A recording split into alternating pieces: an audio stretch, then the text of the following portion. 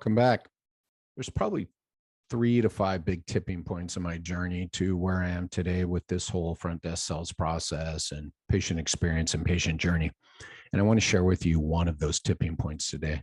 And it came later in this journey, right? I'd been on the journey for a while, and I picked up a great book by a fellow EO Entrepreneurs Organization member without even realizing it was her book. I didn't realize until I was about halfway through it that she was in my San Francisco chapter. And it was a great book because it really broke it down. None of it was about healthcare, right? All of it was about successful businesses understanding their clients, patients, no healthcare. So clients and customers' journeys. And she and a co-author did an awesome job about laying this out across multiple companies that all of us would recognize, companies like Charles Schwab and the like. And really documenting, especially this was early on in the tech world, right, where Charles Schwab went online, and realizing that Charles Schwab was successful because they understood every single entry point of a potential client into their business.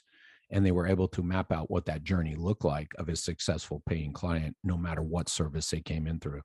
And if you think about a financial company like Charles Schwab and all the things they were offering, I can't imagine the monumental task this was at the time. Yet they were just another example. And she goes through a lot of case studies in the book while also highlighting the things that need to be done.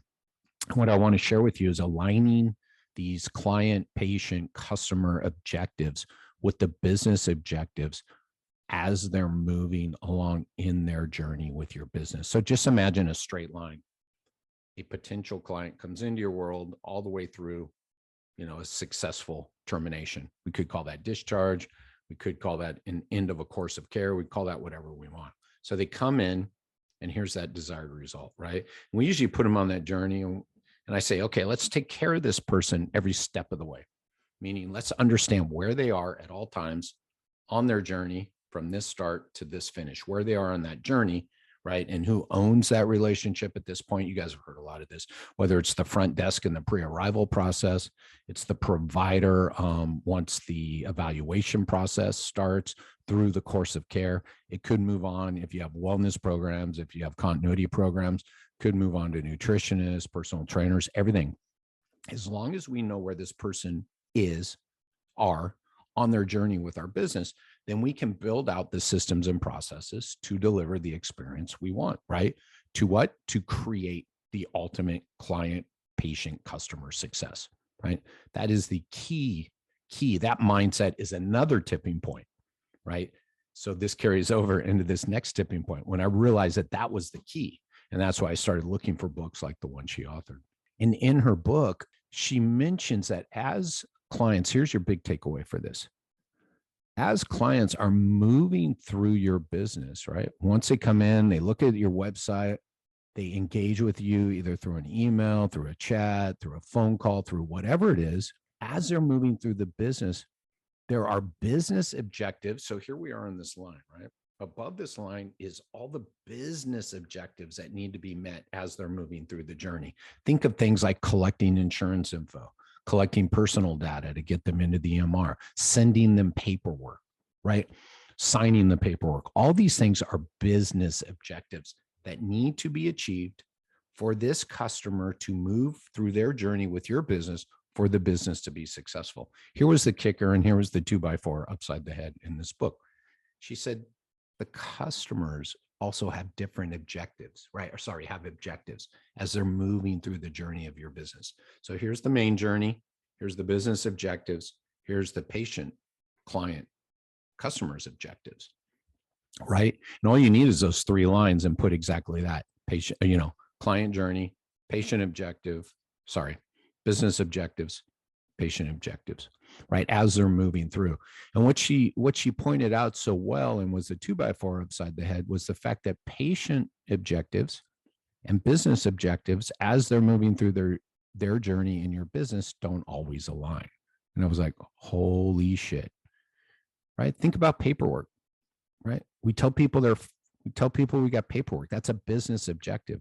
Why doesn't the paperwork ever get completed? This has been one of the easiest low-hanging pieces of fruit for me to create success for my clients. is because we make it a business objective. We tell people there's going to be all this paperwork and show up 30 minutes early to fill out the paperwork. Yet we've given them no incentive because it doesn't align with their objectives. Their objectives are to find an expert who will give them a diagnosis and then give them a plan of care. So if I know what their objectives are during this journey, and I know what their ultimate objectives are moving through these phases, I can align the business objectives with the patient objectives to increase the likelihood of my business objectives getting met, the steps that require the patient to actually be engaged, like doing the paperwork. So after I learned this, I changed the script. And let me tell you, I just had a client recently that went from like 10%. This was them sharing in 3 months. They went from 10% of their clients showing up with paperwork completed to over 80%. They did nothing other than change the conversation. And I've been doing a lot of secret callers, and 99% of you are still just making it a business objective. And we'll have the paperwork show up. So show up 20 minutes early, show up 30 minutes, whatever, and you can get that completed, right? And then it's just a toss up, or I'll send you the paperwork. Yeah, there's 5 pieces of paperwork. I'm going to send it to you. Still no incentive for me to complete it because I believe it's all going to be the same thing. And what my client did is they changed the conversation. Here's one example, and you got to do it for their whole freaking journey, my friends. They started telling people how having the paperwork completed would benefit them, the patient. So, Jerry, if you fill out those 5 pieces of paperwork online, you only have to arrive 5 minutes early. So, Jerry, if you fill out all 5 pieces of this paperwork before you arrive, you will get your full hour with your expert, Dr. Jane Doe. So, Jerry, if you complete all that paperwork before you arrive, you only need to show up 5 minutes early. We do run on time. And so you'll get your full hour with Dr. Jane Doe because she's going to walk out at 11 o'clock to greet you in the waiting room. And 3 of those pieces of paperwork she's going to review before she even takes you back. And that will help to make your hour with her more complete. So I want you to take that example of how looking at what were the business objectives, the paperwork. What were the client patient objectives? Well, they weren't about doing more paperwork, but I put them together, right? A conversation around how having the paperwork done would help them meet their objectives at that point in the journey, right? And so the challenge to you is to understand there are discrepancies in objectives to be done, right? Like collecting information. People need to know why most of this is just setting the context around why I'm doing the work and making it about them and their objective which is to find the expert who can give them a diagnosis and give them a plan. So think about that, right? As you're looking at your client, patient, customer's journey in your business, what are the business objectives that need to be met every step of the way, right? There's billing, there's all kinds of stuff, you guys, and you know it, but how does it align with their objectives of wanting to show up and wanting to, be able to go up and down the stairs in their house pain-free and play with their grandkids? How can I continue to tie a lot of those business objectives into them having a successful journey with us so that every step of the way, it's, hey, if you do this, it's just going to make your life easier here with us, right?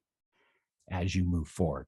So one of the big tipping points in my business was that alignment of business objectives and patient objectives while they're on their journey in your business. Cheers all.